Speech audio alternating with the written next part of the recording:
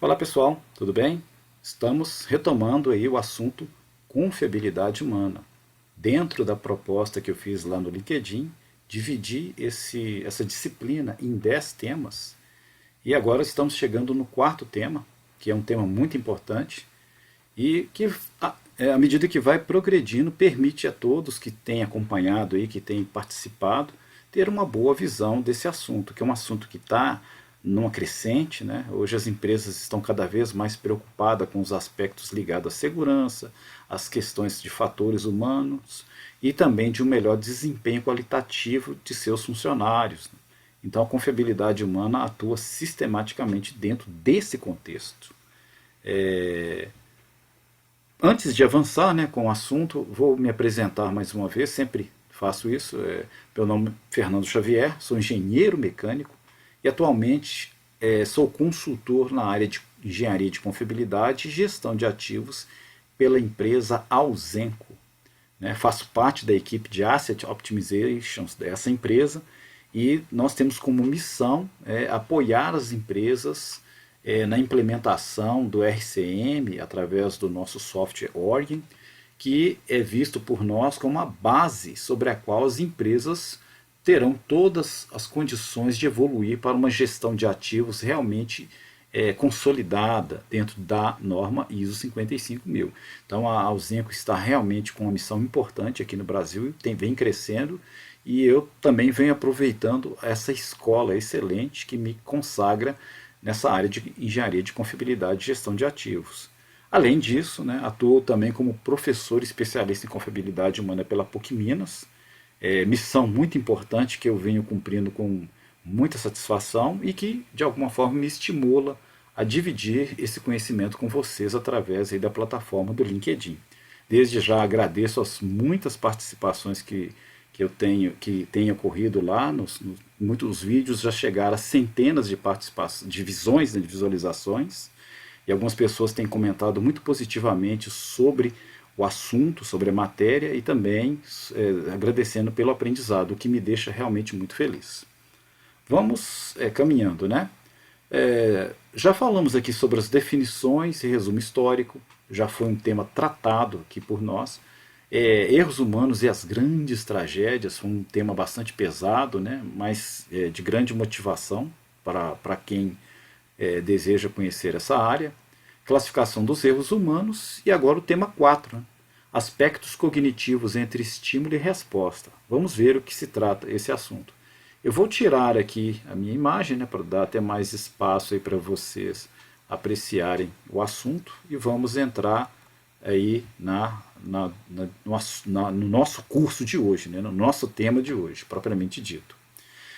Em princípio, nós vamos falar de algo para o qual não tenho conhecimento aprofundado, mas que é importante a gente conhecer um pouquinho, né? Que é justamente o cérebro, né? O ponto aí de partida, o nosso processador. Né? Então, se a gente fala de confiabilidade humana, nós temos que falar do que a potencialidade desse órgão, alguns pontos importantes que nos permita fazer um vínculo entre os aspectos cognitivos e a relação com o cérebro, em que partes do cérebro têm relação com esses aspectos cognitivos. Né? Aqui eu trouxe algumas partes, né? Corpo caloso, hipotálamo, né? Com suas funções próprias. Temos também a glândula pituitária, temos a amígdala, temos aqui o hipocampo, aí sim, o hipocampo nós vamos falar dele.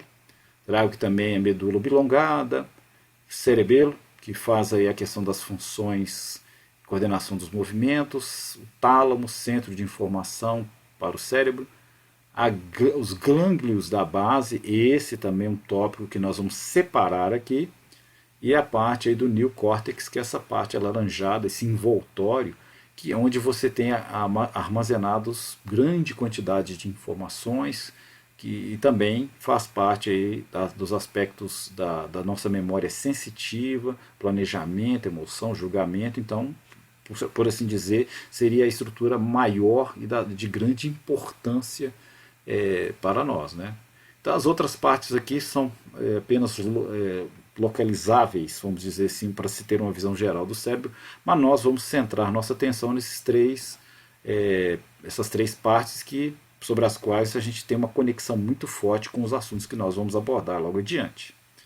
O neocórtex, né, que cumpre a função aí, as funções motoras, né, tem a memória sensitiva, abrange essa parte externa, né, essa camada externa repleta desses entrelaçamentos, né, e cumpre talvez a função mais importante, né, porque nela está todo o nosso armazenamento de memória, de informações importantes que a gente busca, e também tem os aspectos das questões da memória sensitiva e nos auxiliam em diversas tarefas sempre quando a gente precisa buscar informações e tratá-las. Já a parte dos glândulos basal, que talvez muita gente não conheça, é uma das, vamos falar assim, uma das partes do cérebro de extrema importância e tem forte correlação com a questão da cognitiva, né? Ele tem, assim, vamos por assim dizer, nos auxilia no desenvolvimento, né, do aprendizado automatizado, nos auxilia também nas questões do desenvolvimento das ideias que envolve planejamento, que envolve algum exercício cognitivo, né? E também tem dentro dela alguns tipos de, vamos dizer assim, de estimuladores, né, que nos traz, que nos auxilia naquilo que a gente chama de recompensas, né, das recompensas, porque é uma parte do cérebro que produz dopamina também, que é um estímulo para trazer para a gente um relaxamento, uma alegria, né, uma euforia, quando a gente consegue conquistar alguma coisa. Então é uma área de grande importância em termos de regulação dos movimentos, de estímulo à busca, ao conhecimento, vamos falar assim, ao exercício do conhecimento, atua também em grande parte nas nossas tomadas de decisão, né? Ele fica bem no centro do cérebro, só mostrando aqui mais uma vez a posição dele, está aqui mostrado aqui os glândulos da base, essa parte avermelhada, na verdade ela tem uma estrutura maior por detrás aqui dessa parte que é o corpo caloso. Então tá aqui, ó, essa parte pontilhada aqui, né? Então tá bem no centro do cérebro aqui e tem essas várias funções. Quem tiver interesse de estudar um pouco mais sobre essa parte do cérebro, eu recomendaria muito, né? E aí, dando continuidade aqui, nós temos o hipocampo, né? Que aí também é um ponto importante falarmos do hipocampo. Por quê? Porque ele aborda justamente as questões da memória de curto e longo prazo. E como funciona isso, né? Temos aí o hipocampo, essa imagem, vamos dizer assim, movimentada aí na cor roxa, né? Que abrange a questão da memória de curto prazo, que é aquela memória que você tem informal, né? Que depois, dependendo da importância, ela pode ser processada, armazenada no neocórtex, né? Então, é uma função importante que quando não está bem, ela não, a gente não consegue desenvolver bem nossas atividades. Aliás, tanto o hipocampo, né, como eu estou falando aqui agora, como os glândulos basais ou qualquer parte do neocórtex que sofre algum tipo de doença, né, a gente tem observado muita questão do câncer, tem observado muitos aspectos ligados ao Alzheimer, ou então as doenças degenerativas decorrentes de vários fatores genéticos, ou às vezes até questões também do estilo de vida das pessoas, que de alguma forma afeta essas partes que são tão vitais para o aspecto, para o assunto, quando se diz os aspectos cognitivos, que tem a ver com o quê? Com a nossa capacidade de aprendizado, de absorção de conhecimento, de transmissão do conhecimento. Portanto, muito importante, né? Avançando aqui, vocês vão compreender melhor qual o tema de hoje. E essa parte aí que a gente falou do cérebro é apenas uma ilustração, um preparatório para os assuntos que nós vamos falar. Basta lembrar um pouquinho aí da função do neocórtex, né? Em resumo aqui agora, né? Que é essa parte assim, envoltório, onde tem as várias funções ligadas à memória sensitiva e áreas também que a gente busca conhecimentos relativos a que a gente pode chamar de memória de longo prazo. os glândulos basais, que têm grande importância dentro do aspecto cognitivo, já que eles regulam movimentos, nos auxiliam nas tomadas de decisões, e também o hipocampo, que é vamos dizer, essa glândula que funciona como recebendo informações, estímulos, atuando dentro do contexto da memória de curto prazo, e quando é importante, quando a gente se sensibiliza suficientemente para tal, a gente armazena ela, vamos dizer assim, no neocórtex. Vamos avançando aqui, né? Então tá aí, ó, neocórtex, memória sensorial, glânglios, né, relativa à memória operacional, né, que tem aí entre o estímulo e o resultado análise sensorial, processamento e julgamento, e por fim o hipocampo, que atua nessa questão do processamento, né, das memórias de curto prazo e longo prazo. Essa simbologia aqui é muito importante, né, ao olhar numa tela e a memória sendo, vamos dizer, instantânea, né, instantânea. Enquanto que aqui você tem essas gavetinhas aqui que representam aquilo que é importante, que foi visto aqui, que por algum motivo nós nos sensibilizamos e armazenamos ela para depois buscarmos, né, vamos dizer assim. Então, essa visão que eu estou passando aqui agora, essa imagem, esse slide aqui, é importante memorizá-los para os próximos assuntos que vamos tratar. Bom, entre o estímulo e o resultado, nós temos essa estrutura que está relacionada ao funcionamento do nosso cérebro. A análise, nós temos como etapas a análise sensorial, o momento de processamento e julgamento e a ação. Isso está dentro do aspecto da memória do nosso cérebro e, com isso, funciona muitas das vezes tendo esses links, assim, digamos, processamento e julgamento, que não foi completado, então volta a ser uma análise sensorial mais uma vez, ou mesmo uma situação na qual a ação não foi complementada porque talvez a análise sensorial ou o processamento não foi adequado ou faltou informações. Então essa recorrência, né, essa forma de funcionamento, todos nós lidamos, sabemos como funciona isso pela nosso próprio exercício das nossas atividades. Né? Às vezes você faz uma análise sensorial, tem uma visão de algo, uma leitura, aí você vai, faz um processamento daquela informação, não foi suficiente, volta para conferir, né? Volta para dar fazer uma nova releitura. E às vezes também, entre a ação e o processamento, você também pode fazer o que a gente chama de feedback interno, que é esse processamento. Né? Quando tudo cumpre os papéis que se espera, vem o resultado. Ok? Então, simples, é um esquema bastante simples. Ocorre também que nós temos, entre o resultado e o estímulo, um feedback externo, quando o resultado lá na frente não foi exatamente aquele que se esperava pelo estímulo. Então isso também ocorre. Então você reinicia o processo novamente para obter o resultado. Né? Alguma coisa entre o que se esperava e o resultado que foi alcançado não atendeu às perspectivas. Então você precisa de um novo estímulo para, a partir daí, se estabelecer um novo processamento, um novo tratamento cognitivo para, de novo, buscar o resultado. Né? Ocorre também esse interessante fator aqui, ó, que é quando nós trabalhamos muito a questão da especialização, o automatismo, né, que é quando você não necessariamente precisa passar por um processo por uma etapa de processamento ou julgamento. Então, quando a gente faz aquelas operações ditas autômatas, né, sem o concurso, sem processar as ideias. Um exemplo disso é quando nós estamos dirigindo, né, várias funções nossas quando dirigimos, elas são bastante automáticas e nem processamos, faz parte daquela inteligência facultada àquela função lá que eu falei, dos gânglios basal. Né?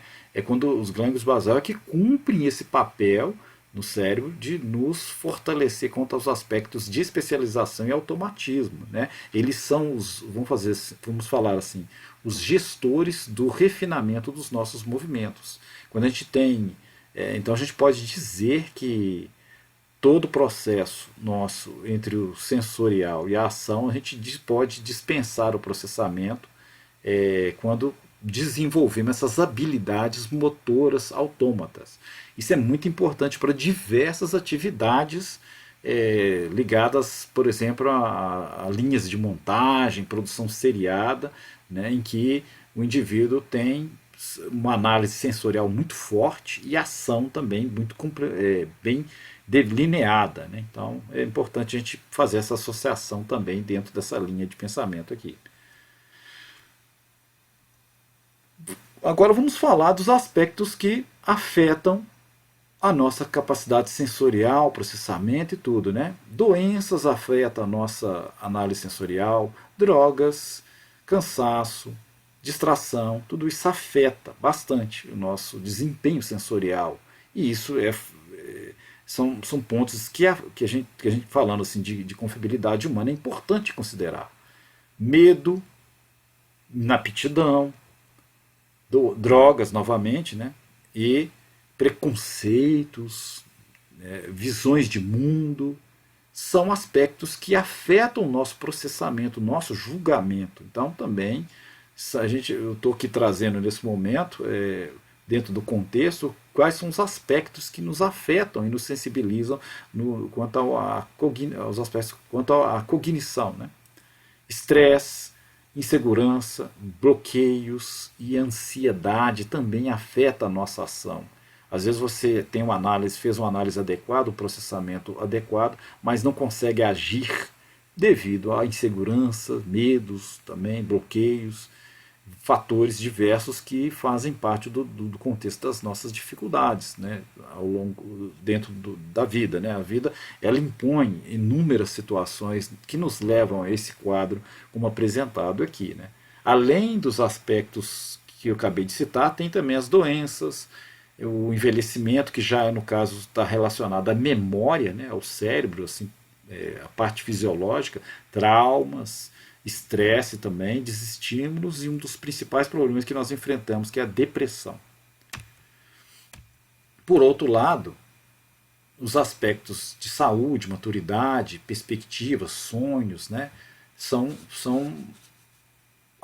coisas, vamos falar assim, são os tipos de situações que são bem-vindas e que nos ajudam a trabalhar melhor e processar melhor as informações, ter uma análise sensorial mais precisa, um processamento mais adequado das informações e uma ação melhor e mais efetiva. Então, todos esses aspectos ligados à nossa satisfação é fundamental para que nós desempenhemos bem as tarefas e tenhamos entre o estímulo e o resultado algo que realmente se qualifique dentro da visão da confiabilidade humana. Vamos pegar alguns exemplos interessantes aqui. Eu peguei dois exemplos, né? Ultrapassagem de um veículo em autoestrada e a conversão numa pista, né? Vamos pegar aqui o exemplo, né? Tá esse carro aí, esse motorista vai fazer uma ultrapassagem, né? Ele já tomou a pista da esquerda, está passando o carro aqui, ok? Passou, né? Cumpriu bem a sua missão, né? Então, como que funciona o aspecto cognitivo aqui, entre a resposta e estímulo, né?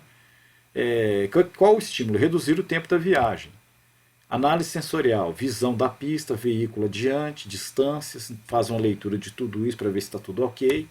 Faz o julgamento, né? Ele tem permissão, marcha e potência está ok, não há risco, posso ultrapassar. Então já fez o julgamento. Então ele ultrapassa o veículo adiante, né? Ele acelera, adentra a pista lateral para fazer a ultrapassagem, né? Lá à esquerda, e missão cumprida. Esse é o resultado. Então, é assim que poderíamos, um exemplo simples, né? Mas que faz parte do nosso cotidiano. Isso acontece milhares de vezes durante o dia. Um outro exemplo interessante aqui que eu trago para vocês é esse aqui de uma situação, né, onde um carro vai fazer uma conversão à direita. Note que ele vai fazer a conversão, mas não é muito feliz, acerta um ciclista. Né? Então, uma situação de um incidente. Né? Mais uma vez, aí, o carro chega, toma a pista do meio, na hora que vai adentrar, fazer a conversão, ocorre um incidente.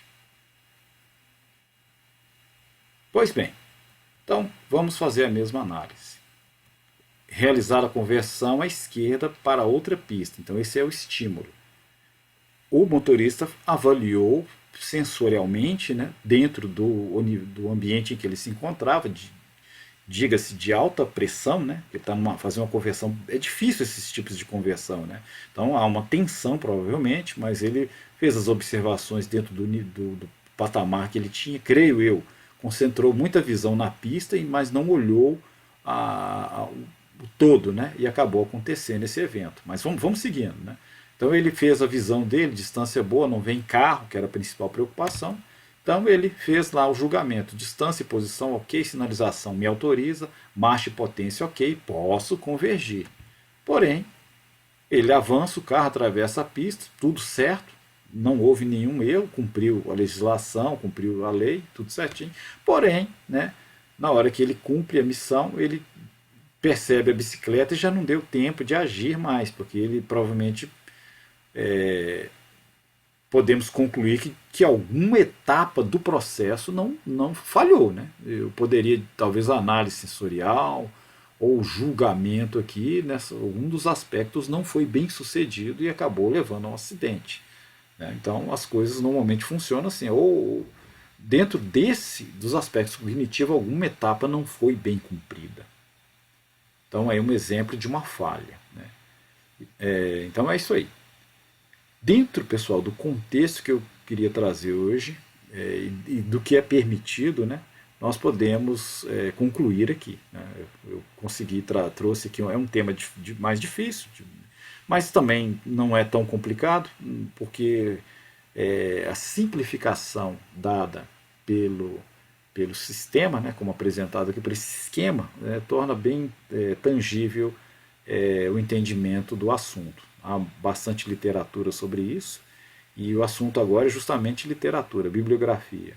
Trago para vocês aqui esse livro, Human Reliability Assessment, que é justamente o HRA, né? E nesse caso apresentado pelo Anthony J. Spurgeon. Nesse livro é muito bem tratado esse assunto relacionado aos aspectos cognitivos, né? O estudo desse assunto abordando aí de uma detecção, diagnose, tomada de decisão, ação, né? Isso está até no livro, trouxe essa figura do livro, né? E eu acho interessante aqui nessa imagem, né, que ele dividiu o julgamento em duas etapas, né, diagnose e decisão. Muito interessante isso aqui, né? E a ação, né, e aí o input e output, ele considerou etapas de erro, né, do estudo lá, dentro desse esquema, né, e o sucesso. Então é possível fazer esse estudo aqui, tá? Fazendo uma avaliação da probabilidade de falhas nas etapas, né? É possível há esses tipos de estudo, né? Que é mais possível dentro de uma tarefa o indivíduo errar? É na sensorial, é na diagnose, é na decisão, né? É na ação. Então, a confiabilidade humana atua no estudo sistemático dessas situações, até porque muitas das vezes você pode aliviar, reduzir falhas atuando nos aspectos de decisão que o indivíduo estará sujeito, nos aspectos da diagnose, quando muito complexa, ou melhorando os aspectos de detecção. Né? Então, tudo isso é interessante. A ação também pode ser melhorada através de recursos apropriados para que o indivíduo cumpra bem a tarefa. Né? Então, cada uma dessas etapas você tem suas probabilidades de falha, de erro, e quanto mais ela ocorre nas primeiras etapas, mais o processo todo fica mais comprometido. Né? Então, é um ponto importante. Então, esse livro aborda esse tema, e eu espero que, quando haver interesse, que vocês possam apreciar essa obra. Assunto concluído, né? Muito obrigado quem acompanhou até aqui. E o próximo tema, o tema 5, vai falar das reações de bloqueio causadoras de violações. Um tema bem interessante. Muito obrigado a todos, e é isso aí.